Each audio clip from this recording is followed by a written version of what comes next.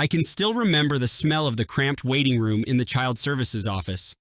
The odor of disinfectant masked deeper secrets, a swirl of anguish and desperation that never quite left my nose. I was 5 when my parents left me there, an overgrown toddler with a worn-out teddy bear clutched to my chest. I watched them step through the door, my father scowling, my mother close to tears but resolute all the same. I never forgot her final backward glance. It was a single flicker of sorrow that indicated she might regret her decision, but it lasted only a moment. The next instant, she was gone. So was he. In that moment, I knew I had been abandoned. I can't say I was entirely surprised. A child can sense tension even without comprehending the source. My father's muffled yelling behind closed doors, my mother's sobs late at night, those were my lullabies. And the occasional hint that they just couldn't afford me anymore, or that I was an inconvenience, felt like warnings of a coming storm. At 5, I was confused but not clueless. When the social worker said I would be placed with foster parents, my small mind could only circle around one question: why? It would take me years to grasp the full story. Apparently, my mother was pregnant again and later gave birth to a baby girl they decided to keep. They parted with me. That knowledge stung like a hornet's nest. Over time, though, I ended up in the home of Barbara and Clarence, two kind souls who lived in a small coastal town. They showed me a world of warmth and acceptance that I'd never known before. Barbara baked chocolate chip pancakes on Saturdays, Clarence taught me to fish and to sail a small boat near the shore, and their house became my safe haven. I learned to call them Mom and Dad, and they never pushed me to speak about the parents who gave me up. They seemed to understand I needed time to mend. Still, nightmares persisted. Flashbacks of a stiff chair in that child services office, the swirl of heartbreak in my chest. But in the everyday moments, Barbara and Clarence bandaged my wounds with kindness and patience. I grew up under their guidance, absorbing their values. I realized I was luckier than I had any right to be, given how my life started. By high school, the scars were less raw, though I never truly stopped wondering if my birth parents regretted tossing me aside. A part of me suspected they never thought about me at all. College took me to a bigger city.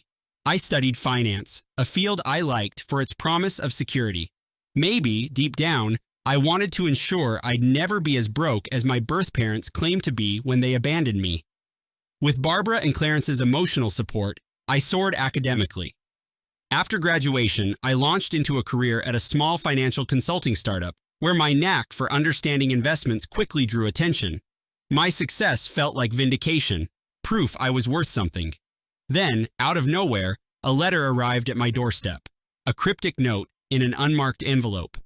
I opened it to see shaky handwriting. "Your father and I want to see you.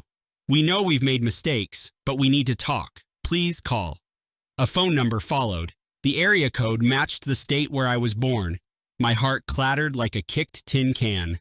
I set the note aside, telling myself I owed these people nothing. But my mind whirled with questions, bitterness rearing its head. Eventually, curiosity overrode my anger. I called. My mother answered, voice trembling with what sounded like both excitement and nerves. She told me about Linda, my younger sister, now a bright young woman preparing for college. They were strapped for money, behind on bills, and unable to fund her education. "We wondered if you could help," she said. The request was a dagger to my pride. They had thrown me away, only to return 2 decades later when they needed my wallet. I ended the call with no promise, just an, "I'll think about it." My mother rushed out apologies, but they sounded hollow, more self-justifications than genuine regret. "You turned out well, so maybe it was for the best," she added. I hung up quickly. My throat felt tight. At the office, I could barely focus. That night, I lay awake, replaying everything. The nerve of them, asking me to fund the life of the child they chose to keep. I gave myself a few days to process, then decided to travel to my birth state to meet them face to face. I needed to see if there was any real remorse behind their words. I told Barbara and Clarence only that it was a business trip, but they saw through me. "We're here if you need to talk," Barbara said gently. Clarence just patted my shoulder, letting me know he supported whatever came next. The old neighborhood where I was born looked sadder than I remembered. Paint peeled off fences and potholes littered the streets. The address they gave me led to a cramped duplex. My mother opened the door, surprise and relief warring on her face. My father, older and heavier than my memory of him, hovered behind her. We exchanged uneasy pleasantries and sat in their musty living room. Old newspapers littered every surface. The television droned. My parents wasted no time telling me how proud they were that I'd done so well. "We always knew you'd have a better life," my mother said, as if that excused her choices. They explained Linda's situation. Medical school was her dream. They were behind on everything, including mortgage payments, but they believed she deserved a chance at a bright future. My mother's tone was almost pleading. My father just watched me with a challenge in his eyes, arms crossed, like he expected me to contradict him. When they were done talking, I let the silence fester. Finally, I muttered, "I need time to think," and stood. My father's jaw clenched, but he said nothing. My mother whispered, "We hope you'll help. She's your sister." Back at my hotel, I paced the room, anger still fresh in my veins. Then my phone buzzed. It was my mother, saying Linda wanted to meet me, alone. She gave me the name of a small cafe near the station, so the next morning I found myself sitting at a worn-out table, sipping a cappuccino I barely tasted.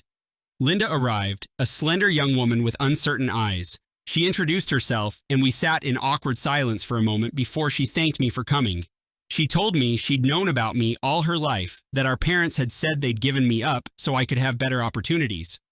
"But I always wondered who you really were," she said, fiddling with her cup. "It wasn't exactly a secret, but we didn't talk about it often. I'm sorry if this is strange for you. I just want to tell you that I'm not here to beg for money or anything. I do need help, but it's not like I ever planned for it to be this way.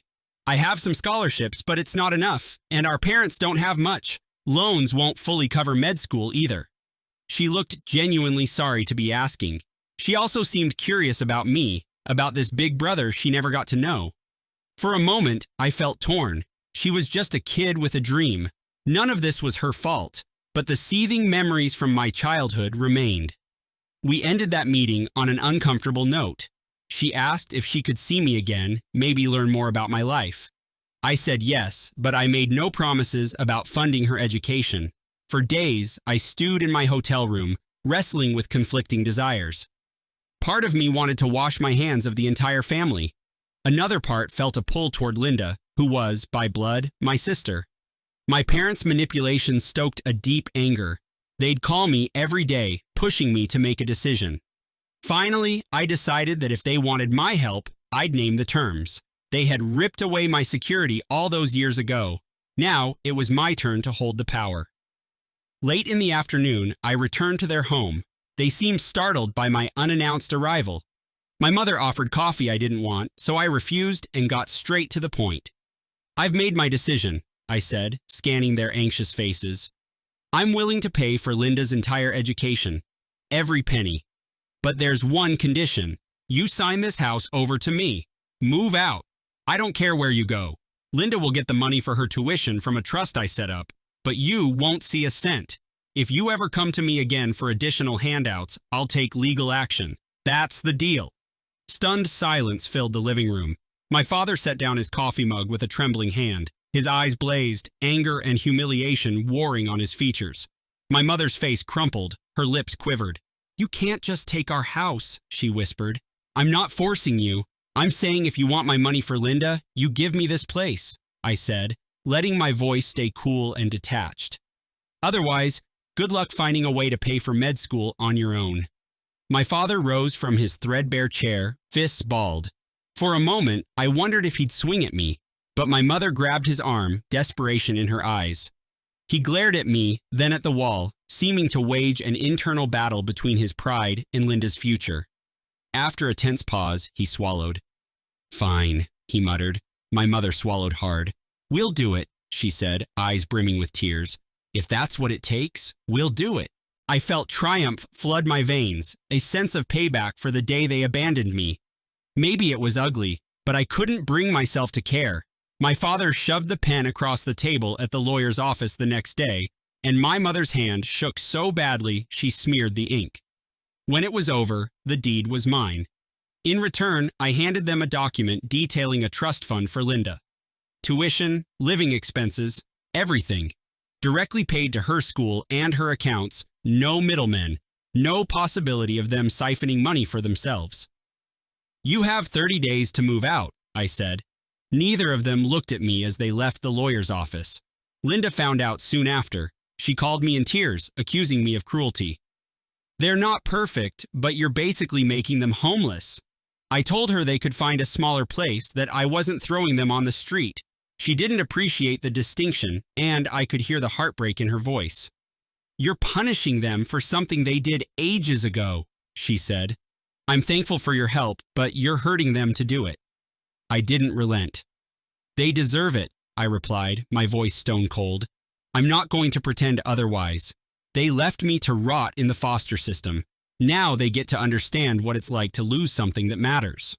On moving day, I stood outside the duplex, arms crossed, watching them load boxes onto a battered truck. My father avoided my eyes. My mother looked decades older as she lifted a box of dishes. Linda stood by the curb, tears streaking her cheeks, occasionally shooting me looks of reproach. They drove off without a word, and she followed in her own car. I'd fantasized about this moment, thinking I'd feel elation, but I mostly felt hollow. Vengeance is sour when you realize it can't undo the past. Still, I couldn't imagine forgiving them. The duplex needed repairs, so I hired a contractor. I considered flipping it for profit or renting it out. Meanwhile, Linda started college on schedule, the trust paying her tuition. She sent me short emails about her progress, but we never discussed the house. It was the unspoken wedge between us.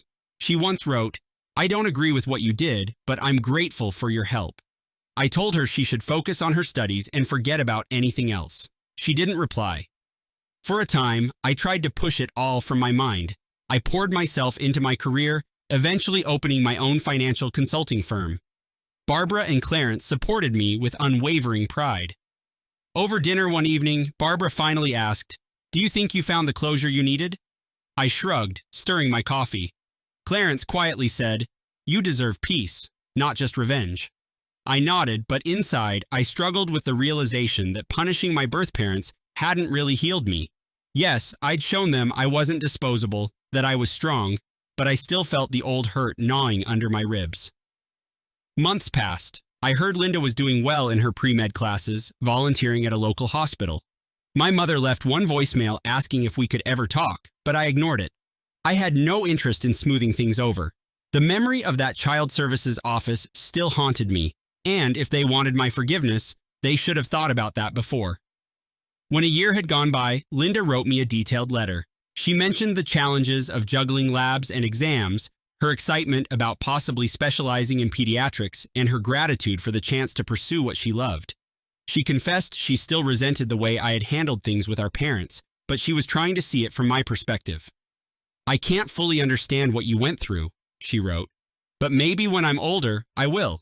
I don't know if we'll ever be close, but I'd like to try, if you can. Until then, thank you for making my dream possible." Her words lingered in my mind. I wondered if I should feel regret about the entire arrangement. Had I gone too far? Or was I justified in my vengeance, given the depth of betrayal I experienced? Sometimes, in the dead of night, I remembered that 5-year-old boy, alone in that sterile office with a teddy bear. I'd rage against the memory, wishing I could tear it out of my skull. But the next morning, my resolve would return. They gave me up, and I couldn't forgive that. I kept the duplex, eventually renting it to an elderly couple who adored its location and small garden. Every so often, I'd drive by and see them tending potted plants or waving to neighbors. The place looked brighter than it ever did when my birth parents lived there. I felt satisfaction knowing it was mine now, though a part of me recognized it as a monument to the dark side of my triumph.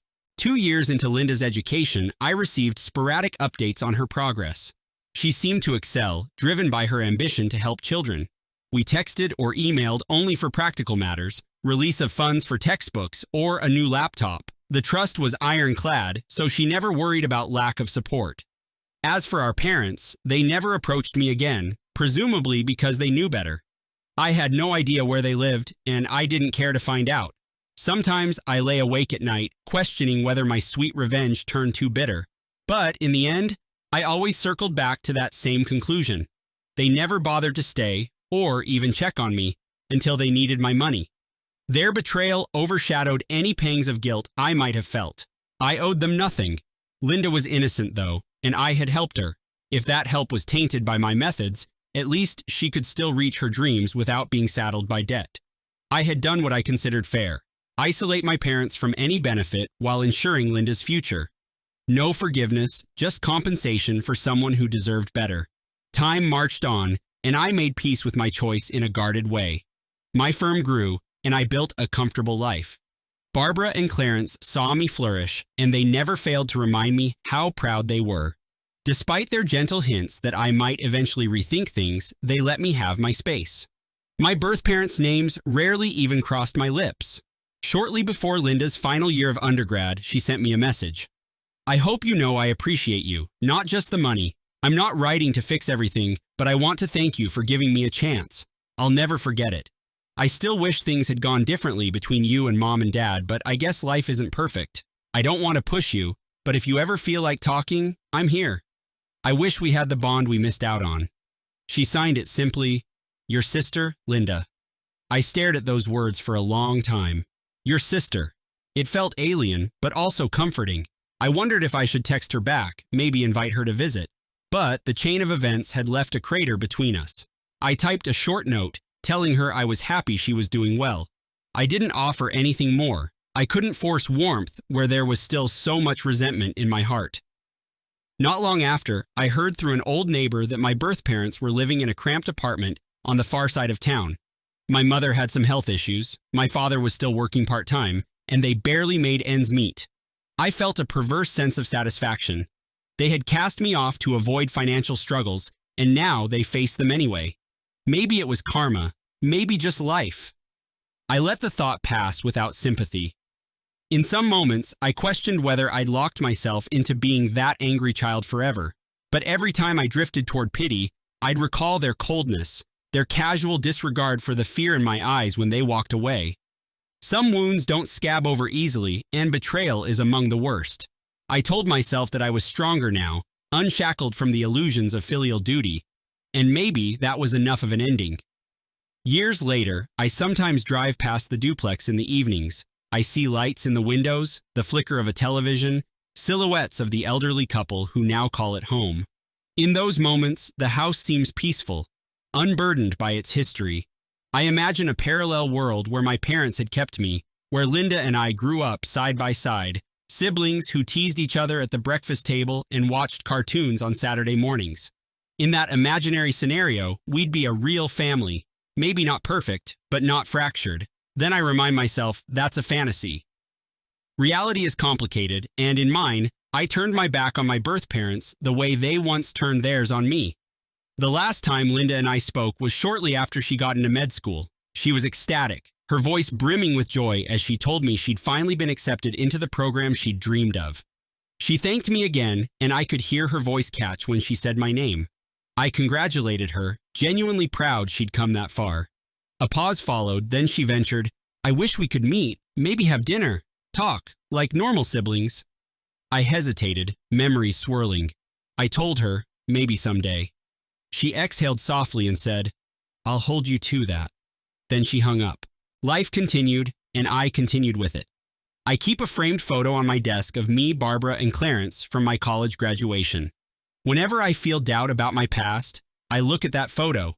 These two people, who had no blood connection to me, stood by me through every challenge. They proved that love is defined by actions, not biology. As far as I'm concerned, they are my true parents. What I did to my birth parents, taking their house, forcing them to start over, was a direct reflection of how little I cared about preserving any tie to them. Sometimes I wonder if I should have taken an even more merciless approach. Other times, I question whether I should have simply turned my back and said no from the start. But I chose that path because it gave me a sense of control. It let me see them on their knees, realizing they couldn't exploit me without consequences. I'm not sure I regret it, though I recognize it didn't heal me as much as I'd hoped. Revenge rarely does.